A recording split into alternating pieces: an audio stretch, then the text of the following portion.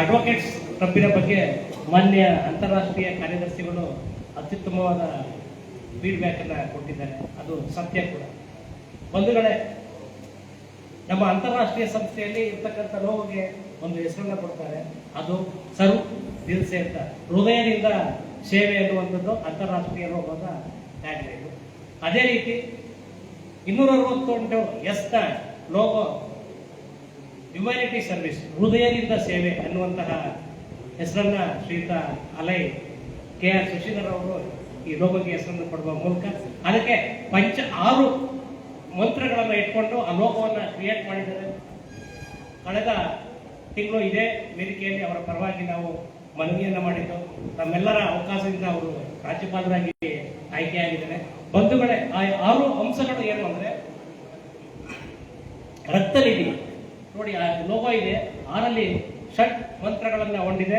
ಮೊದಲನೇದಾಗಿ ರಕ್ತನಿಧಿ, blood bank ಅನ್ನ ಮಾಡುವ ಮೂಲಕ ರಕ್ತ ಸಂಗ್ರಹಣೆ ಮಾಡಿ ಅಗತ್ಯವರಿಗೆ ನೀಡುವಂತಹ ಕಾನ್ಸೆಪ್ಟ್ ಅನ್ನ ಇಟ್ಕೊಂಡಿದ್ದಾರೆ. ತದನಂತರ ಹಸಿವು ಉಳ್ಳವರಿಗೆ ಆಹಾರವನ್ನು ನೀಡುವ ಹಂಗರ್ನಲ್ಲಿ ಪ್ರೋಗ್ರಾಮ್ ಕೂಡ 2ನೇದಾಗಿ ಇಟ್ಕೊಂಡಿದ್ದಾರೆ. 3ನೇದು ಅವರು ಬೇಸಿಕ್ ಶಿಕ್ಷಕರಾಗಿರೋದ್ರಿಂದ ಶಿಕ್ಷಣ ಸಬಲೀಕರಣದ ಅಂಶವನ್ನ ಇಟ್ಕೊಂಡು ವಿಶೇಷವಾಗಿ ಸರ್ಕಾರಿ ಶಾಲೆಗಳ ಸಬಲೀಕರಣಕ್ಕೆ ಆ ಮಕ್ಕಳಿಗೆ ಏನಾದರೂ ಸಹಾಯವನ್ನು ಮಾಡುವ ಉದ್ದೇಶವನ್ನ ಈ ಒಂದು ಕಾನ್ಸೆಪ್ಟ್ ನಲ್ಲಿ ಸೇರಿಸಿಕೊಂಡಿದ್ದಾರೆ. ಮತ್ತೆ ಎನ್ವೈರನ್ಮೆಂಟ್, ಪರಿಸರ ಸಂರಕ್ಷಣೆಯ ಅಂಶವನ್ನು ಕೂಡ 4ನೇದಾಗಿ ಸೇರಿಸಿಕೊಂಡು 5ನೇದು ಕ್ಯಾನ್ಸರ್ ಅವೇರ್ನೆಸ್ ಪ್ರೋಗ್ರಾಮ್ ಅನ್ನ 5ನೇದಾಗಿ ಇಟ್ಕೊಂಡಿದ್ದಾರೆ. ಕ್ಯಾನ್ಸರ್ ವಿರುದ್ಧ ಸಮರವನ್ನ ಸಾರಬೇಕು, ಅದರ ಮೂಲಕ ಪ್ರಚಾರವನ್ನ ಮೂಡಿ ಅದರ ಬಗ್ಗೆ ಅರಿವನ್ನು ಮೂಡಿಸುವ ಕಾರ್ಯಕ್ರಮವನ್ನು 5ನೇದು ಅಂದ್ಕೊಂಡು, 6ನೇದಾಗಿ ಆಂಟಿ ಟೊಬ್ಯಾಕೋ ಪ್ರೋಗ್ರಾಮ್, ಧೂಮಪಾನ ನಿರೋಧವಂತಹ ಮಾಡಬೇಕು ಅನ್ನುವಂತಹ ಅದರ ಬಗ್ಗೆ ಪ್ರಚಾರವನ್ನು ಮಾಡಬೇಕು, ಸಮಾಜದಲ್ಲಿ ಅರಿವನ್ನು ಮೂಡಿಸಬೇಕು ಅನ್ನುವಂತಹ 6 ಅಂಶಗಳ ಲೋಗೋಗಳನ್ನ ಹ್ಯುಮ್ಯಾನಿಟಿ ಸರ್ವಿಸ್, ಮಾನವೀಯ ಮೌಲ್ಯಗಳ ಹೆಸರುಕೊಂಡು ಮಾಡಿದ್ದಾರೆ. ಕಳೆದ 4ನೇ ಮಾದೇಗೌಡರ ಕ್ಯಾಬಿನೆಟ್ನಲ್ಲಿ ಸಕಲೇಶ್ಪುರದಲ್ಲಿ ಅದನ್ನ ಉದ್ಘಾಟನೆ ಮಾಡಿ ಬಹಳ ಅತ್ಯಂತ ಯಶಸ್ವಿಯಾಗಿ ಅಷ್ಟು ಅಂಶಗಳನ್ನ ಅವರ ಅವಧಿಯಲ್ಲಿ ಕಾರ್ಯಗತ ಮಾಡಬೇಕು ಅನ್ನೋ ಒಂದು ಆಸೆಯನ್ನ ಇಟ್ಕೊಂಡಿದ್ದಾರೆ.